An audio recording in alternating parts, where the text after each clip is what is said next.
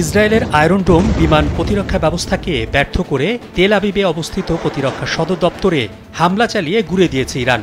২৪ ঘণ্টার মধ্যে ইরানে দফায় দফায় ইসরায়েলি বিমান হামলার পর তেহরানের এই প্রতিশোধমূলক পদক্ষেপ শুরু হয়। ইসরায়েলের সর্বাধুনিক আকাশ প্রতিরক্ষা ব্যবস্থার নাম আয়রন ডোম।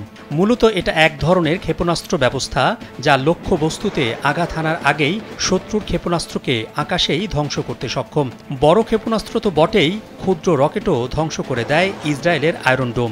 ইহুদিদের কাছে তাদের এই আয়রন ডোম জাতীয় নিরাপত্তা আর গৌরবের প্রতীক।